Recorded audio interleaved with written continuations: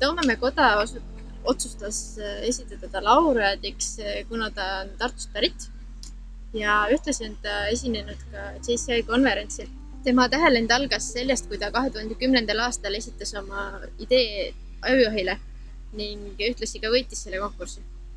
See tehnoloogia võimaldab kasvatada taimi 4–5 korda kiiremini ning kasutada selleks umbes 90% vähem vett. Ta mõtleb välja asju, mis teevad maailma paremaks. No minu enda lapsed ütlevad, et ma olen leiut. Aga eks me räägime päris palju sellest kodus ka lastega, et me toodame toitu ja loome sellist rohelisemat maailmakeskkonda. Inimesed peaksid mõtlema suurelt ja väga suurelt. Ma usun, et Click & Grow on järgmise 50 aasta vahel tõuseb maailma number 1 linnafarmide tooteks.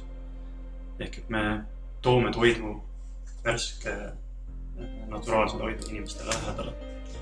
Ja ilmselt me muudame väga, väga oluliselt, radikaalselt seda viisi, kuidas inimesed värsket toitu tarbivad. Me üritame tuua toidu kättesaadavuse inimestele palju lähemal, eriti piirkondades, kus sellega on probleeme.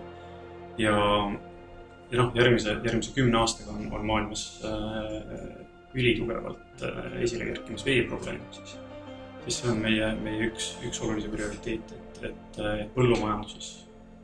Täna on ligi 80% mageveest, mis kasutatakse põllumajanduses, et seda vee hulka drastiliselt vähendada. Nii et ma usun, et Click & Grow'st kuuleb veel väga palju.